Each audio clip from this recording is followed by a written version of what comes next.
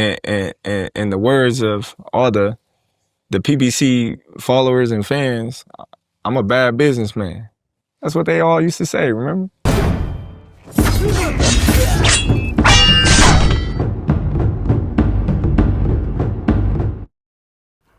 Terence Bud Crawford had an interview with Andre SOG Ward in The Art of War. Get the lights up. Really good interview. One of the latest interviews from Terence Bud Crawford. But it was a lot of good things talked about in this over hour-long interview.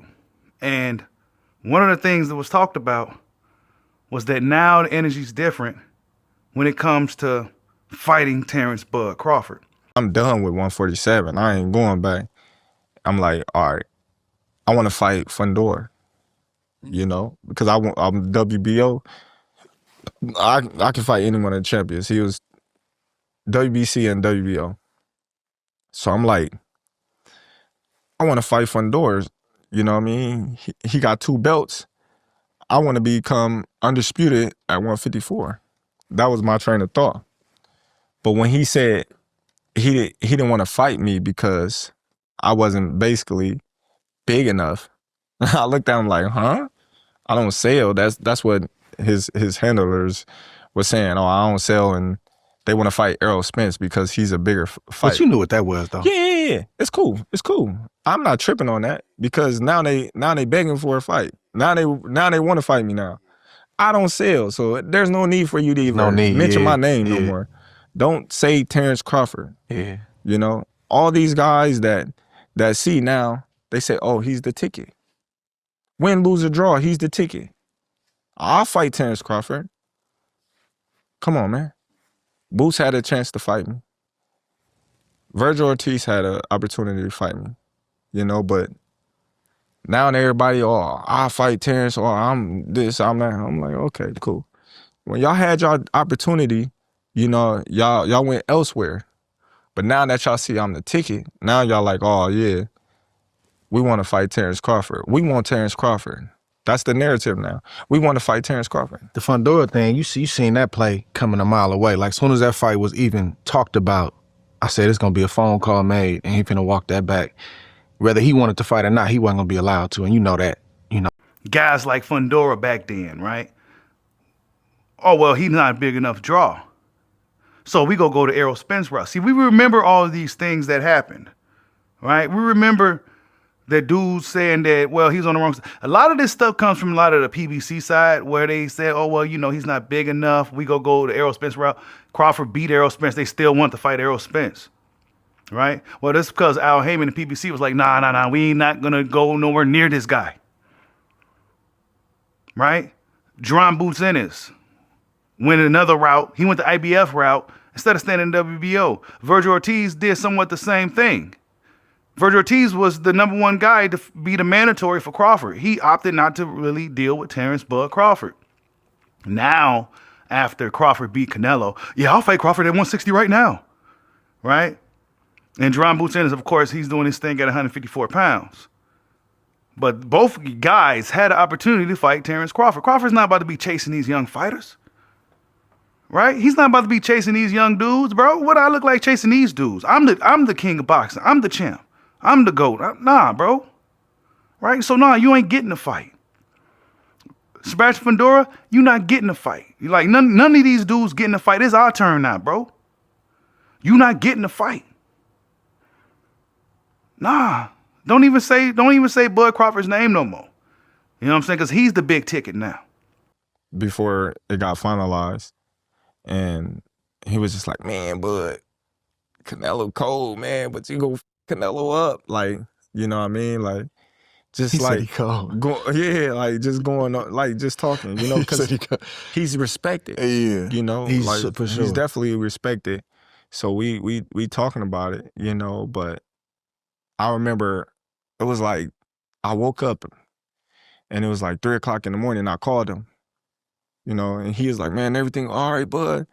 I said, I'm gonna beat him. I woke up out my sleep and I called Bernard and I said, I'm gonna beat him. He was like, I know you is. You know, I was like, we gonna fight and I'm gonna beat him, watch. I said, watch. This is way before we even signed the contract to fight each other. I woke up out of my sleep. I said, I know one person gonna answer the phone, and that's Bernard. Let me call him. And I was just like, man, I'm gonna beat that. You felt it. Yeah, Yeah. I been felt it. You know, once I start locking in on him, that's why I said I'm hunting you. I want everything you got, and I'm gonna get it. You know what I mean? I already set my sights on him, so it wasn't nothing that he can do. If he would, the only thing that he could do in that moment was not fight me, and use I wouldn't get nothing out of win, lose, or draw out of fighting Terence Crawford. That was the only thing he can do is not fight me. I mean, that's what he started to say. I understand, but I'm just saying that's the only thing that he could do. Because taking the fight was, you know what I mean, all in my favor from day one. I knew I was going to beat him because when I look at the styles and I look at the styles that gave him problems, the styles that he lost to, you know, I have all them and some. So the blueprint was already out how to beat Canelo Alvarez. The blueprint never been out how to beat Terence Crawford. You ain't seen that yet. So I knew I had a good chance. But the blueprint's been out. And those who know boxing for real, who didn't let their fandom get in the way, knew that stylistically Crawford was an absolute nightmare for Canelo Alvarez. And this is something that we've been saying here in the dojo for weeks and months on end, that Crawford's going to beat this dude. I mean, we got our boy Bud go stop Canelo, and he arguably almost stopped Canelo at the end of the fight. Anybody with any type of boxing brain, right, knew that Crawford was a tough fight for Canelo. This is why you've seen a lot of the OG fighters coming out saying Crawford's going to stop him. You know what I'm saying? You've seen OGs like Bozy Ennis. Crawford might stop him. You know what I'm saying? A lot of people seen this. Crawford's just a very dynamic fighter with a very versatile style. It was just a big question as how would the weight factor play into the fight, right? There was never a blueprint on how to beat Bud Crawford. That was still out there. Nobody knows how to really beat this dude, right? But we've seen how you could beat Canelo Alvarez. And Crawford is a guy who really has no true style. His style is just free-flowing, almost like some Jeet Kune Do version of boxing where it's just free-flowing and you don't know what you're going to be preparing for, right? Absolute nightmare matchup for most guys, let alone a style like Canelo Alvarez. I'm touching him. I'm like, dang, all right. You know, I'm like, he's trying to will me to sleep because I'm like, this dude don't punch this hard. So I'm like, man, he trying to trick me. So everybody like, stay focused. Don't fall for it, but stay focused. You know, and then a couple of times that I, you know what I mean, mix it up with him and we in there. I just felt like I was stronger. I punched harder and I could have just stood in there and just like really let him go. But you gotta follow the plan. You know, you gotta execute the plan, and the plan was to get in, get out, you know what I mean, boxing spurts, you know, banging spurts, and then, you know, once he wanna fight, you know what I mean, you move around a little. And another narrative going into the fight was Terence likes to fight too much, right? Will he stay disciplined throughout the fight? This is one of the worries for a lot of people outside of the whole weight thing is that, yeah, Terence could box, but he likes to fight. And as we saw, Terence fought a very, very disciplined fight, very disciplined. And it really did appear that he could have done whatever he really wanted after a certain point with Canelo Alvarez, but he stayed on the game plan. He stuck to the game plan, and he fought a very disciplined fight. I believe that if he had turned up a little sooner on Canelo Alvarez, he may eventually have gotten a stoppage on Canelo Alvarez, right? We've seen Canelo getting frustrated in the fight. Canelo likes to pick guys up to show his strength. You just wasted a lot of energy there, bro. And we still got some rounds left. And I got the momentum of the fight, right? But then once the tussling continued throughout the fight, whenever they got in the close quarters to the clinch, Canelo wasn't able to assert his strength or his dominance against Terence Bud Crawford, as we saw. But Crawford could have pretty much done whatever he wanted in that fight and really, really put a stamp on it. But it goes to show you how good this guy really is. That he could have just did whatever he wanted in there, but he just stuck to the game plan, right? He stuck to the game plan, things they worked on. It would have been disrespectful for him to move off course when his team put up a great game plan. And he stuck to the game plan, and he got through the fight cleaner than anybody else that fought Canelo Alvarez. the cash cow of boxing. Ring, what did y'all have any exchanges? Did he say anything to you? Did you say anything to him? No, he just was thanking me and telling me that it was an honor for him to share the ring with me and things like that. And I was just like, man, same. You know, like, I respect Canelo.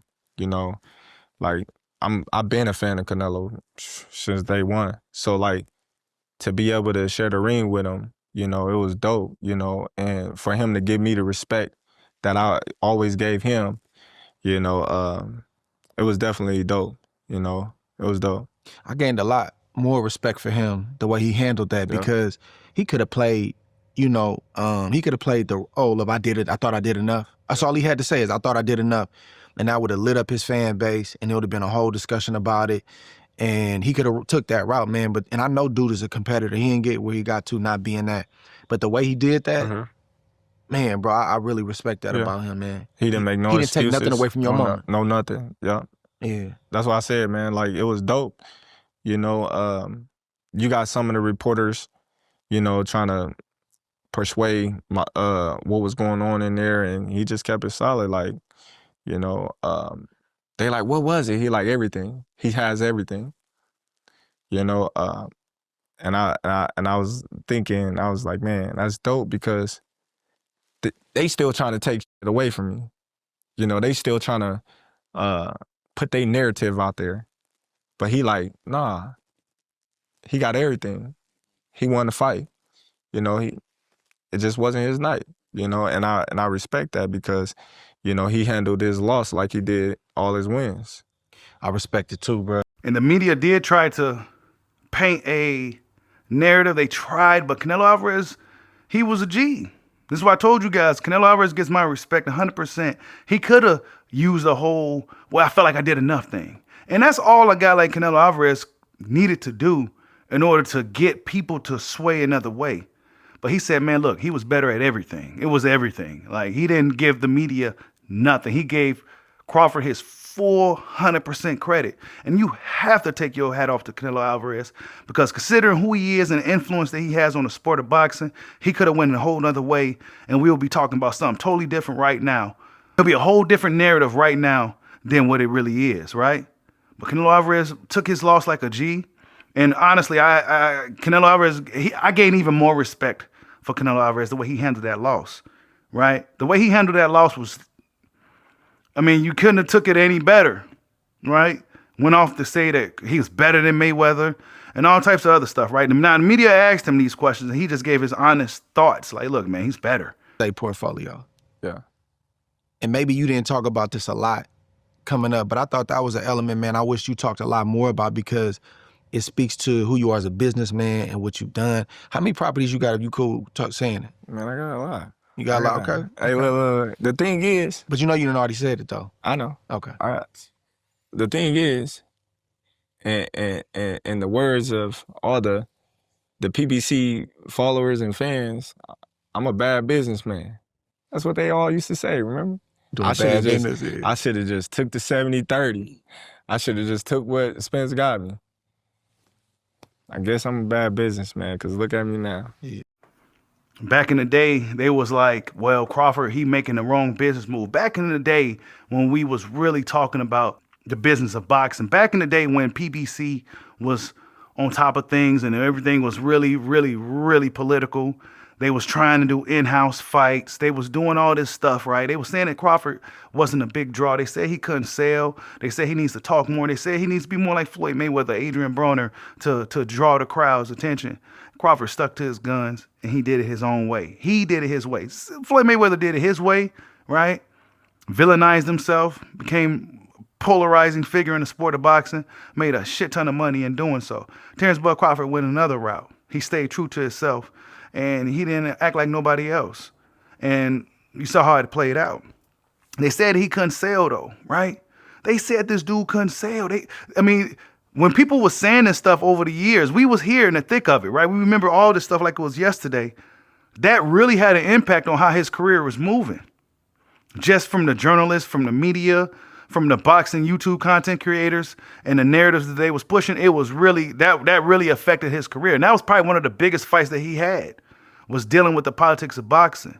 That was probably one of his toughest opponents, the politics of boxing, and he overcame that, right? Look at it. Look where he's at today, right? A guy like Turki Al-Sheikh, that's his favorite fighter, right? He spoke about it more detail in other parts of the interview. Really, really great interview. Go check it out. It's one of the best Crawford interviews to date. But Turki Al-Sheikh and Crawford they're friends, and Turki has to have a team deal with Crawford because of the friendship that they have. And that's just what Crawford, that's just the position he's in now, to where he got guys like Turki Al-Sheikh backing him, right? A guy who has a major, major, major influence on the sport of boxing, a guy who actually changed the sport of boxing. And I would say at this point for the better, right? Yeah, it's not perfect, but it's for the better, right? Boxing has been moving in a really, really good direction ever since Riyadh Season got involved with it. But look where he's at now, right? Look where he's at now, considering back then when they said he wasn't a draw. You got his own promoter, Bob Arum, coming out saying, I'm losing money, and in front of everybody, right? They made him look like he just wasn't going to amount to nothing. Yeah, he could fight, he's talented, he's good, but he ain't fought nobody, and he's not a big draw, and he don't put asses in seats. But we all knew that was cap. Every time Crawford fought, he was the most viewed fight on ESPN. Right, millions of people view Crawford fights. A lot of people, he always sell out or pack the arenas, right? He never was fighting in high school gymnasiums, right? You got the audacity of Team Fundora to come out and say he's not a big enough draw when Crawford's, who knows who Fundora is, right? What Madison Square Gardens or big arenas have he fought and sold out, right? So, yeah, Crawford came a long way. Really, really good interview. One of the best interviews to date, right? Terence Crawford set an example in the sport of boxing. I would say he set an example. And I will also say he's the big ticket right now in the sport. But tell me what you guys think. Terence Bud Crawford had a great interview with Andre SOG Ward, arguably one of the best to date. Go check it out. Like, subscribe, holla at your boy. Peace out.